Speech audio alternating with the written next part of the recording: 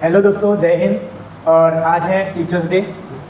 तो teachers day के इस अवसर पे मैं सबसे पहले तो कोमल भैया जो कि बीसीसी एकेडमी में टीचर है, तो उनको मैं सबसे पहले शुभकामनाएं देना चाहता हूं और टीचर्स डे के लिए बधाई देता हूं। तो बहुत बहुत धन्यवाद आपका।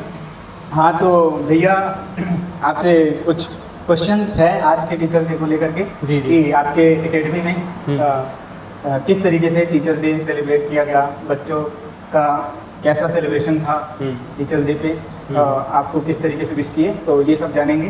तो सबसे पहले आप बताइए भैया कि कैसा आज का रिएक्शन। हाँ, ये टीचर्स डे रहा है। तो हर एक टीचर के लिए ना एक सौभाग्य की बात है कि एक दिन जो है वो टीचर्स के लिए डिसाइड किया गया है, जो कि हम सम्माननीय हमारे सर्वपल्ली राधाकृष्णन जी का इनमें आभार भी व्यक्त करना चाहेंगे, क्योंकि सब जितने भी प्रोफेशन हैं उनको बनाने का काम एक टीचर ही करता है। उनके सम्मान में ये दिन दिया गया है।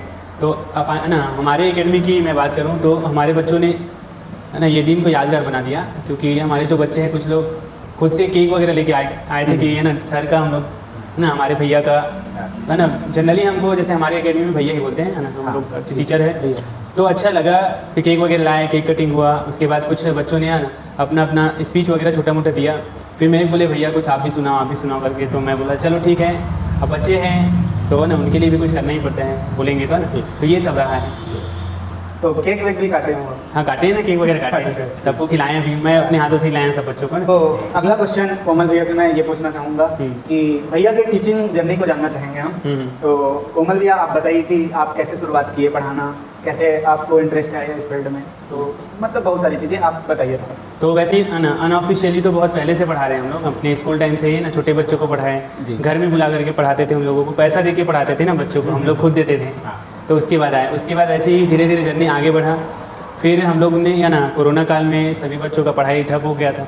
हम लोगों ने सोचा स्कूल वगैरह सब बंद था। हाँ, तो हम लोगों ने सोचा कि बच्चों को ऐसे पढ़ाया जाए। तो उसके लिए हम लोगों ने बच्चों को फ्री में ही पढ़ाना चालू कर दिया और उन लोगों को प्रोत्साहित किया कि पढ़ाई सबसे ज़्यादा ज़रूरी है। भले है ना कोरोना जो है वो लोगों को पढ़ने नहीं दे रहा है, निकलने नहीं दे रहा है घर से। उस टाइम हम लोग एक अध्ययनशाला करके स्कूल भी चला। हाँ, एक अध्ययनशाला हम लोगों ने गाँव में ही शुरू किया था, जिसका मेन पर्पज़ था सभी बच्चों को पढ़ाई के प्रति है ना जिज्ञासु बनाना। साथ ही साथ में ये भी था कि हम लोग अपनी पढ़ाई को कंटिन्यू उनके साथ में रख सके करके। हम लोग कॉलेज में थे उस टाइम। हाँ, उस टाइम हम लोग कॉलेज में थे ना, तो ऐसा ना जर्नी चालू हुआ। कुछ हमारे साथी भी थे उस टाइम, तो वैसे ही चालू हुआ। फिर हम लोगों ने सोचा कि अपने इस दायरे को थोड़ा सा बढ़ाते हैं, बाकी बच्चों को भी इनका फ़ायदा मिलना चाहिए ना भाई।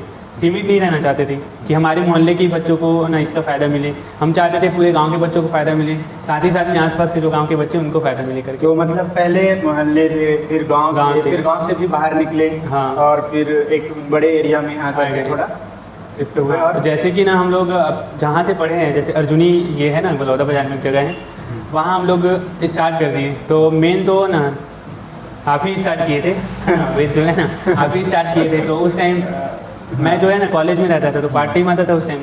ठीक है, ऐसा चालू हुआ था। फिर तो उस टाइम काफ़ी हम लोग कई बार बात भी कर चुके हैं, हालांकि ये वीडियोस वगैरह तो नहीं डाले हैं, लेकिन शुरुआत किए थे आज से 3-4 साल पहले, तो छोटे से संस्थान के रूप में। हाँ, तो 2021 में चालू हुआ था है ना, 5 अगस्त को 5 अगस्त तो चालू हुआ था। तो हमारे एकेडमी को लगभग 4 साल तो पूरे कंप्लीट ही हो चुके हैं और बहुत सारे बच्चे यहाँ से पढ़ के निकल चुके हैं, जो कि है ना हमारे लिए बहुत गर्व की बात है कि हमने इतने सारे बच्चों को संभाला है करके। एक और क्वेश्चन है कि जैसे कि आप लोग मतलब हम लोग अपनी संस्था मोस्टली ऑफलाइन ही चलाते हैं, ऑफलाइन बच्चों को पढ़ाते हैं, और हम लोग ऑनलाइन प्लेटफॉर्म पे तो नहीं है ज़्यादा एक्टिव। बस वही कुछ ही वीडियोस डले हैं, कुछ ही वीडियोस डाल देते हैं, वो भी ऐसी कागज़ में जो पढ़ाने वाला है वही। प्रॉपरली एक्टिव नहीं है हम लोग यूट्यूब पे, या तो अपने कुछ ऐप वेब हम लोगों का भी है नहीं। तो आगे का हम लोग क्या कर सकते हैं ये सोच रहा हूँ, जो ऑनलाइन भी आ सके हम लोग।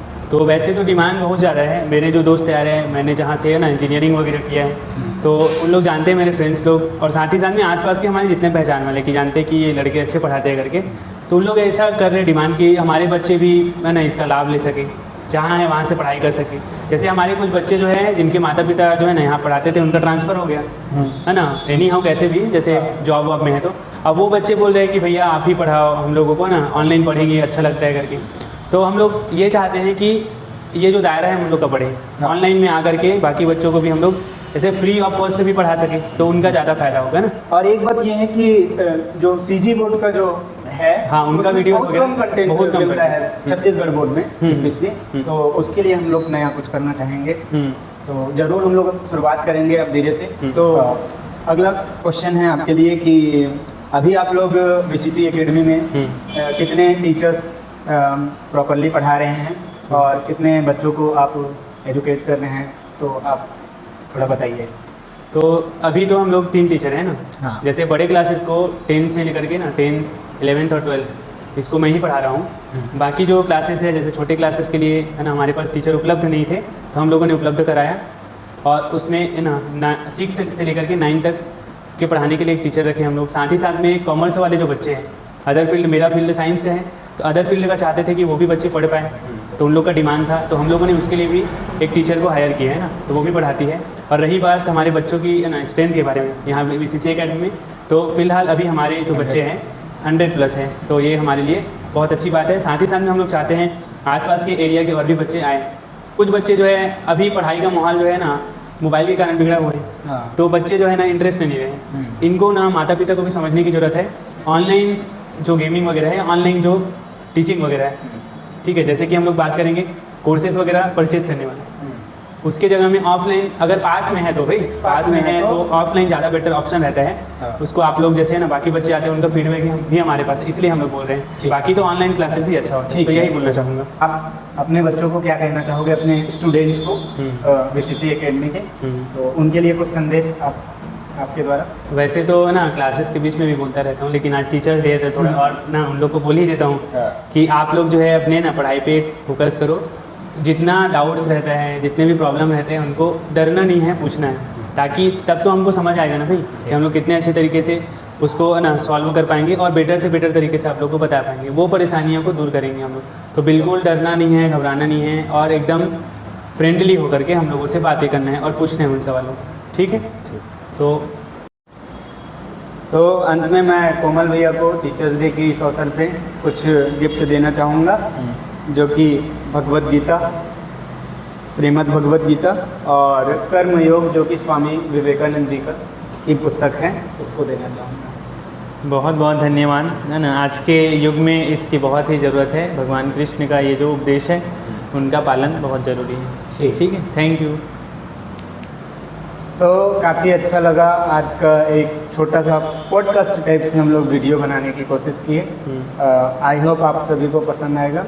तो इसी के साथ आप सभी को हैप्पी टीचर्स डे। जय हिंद। जय हिंद।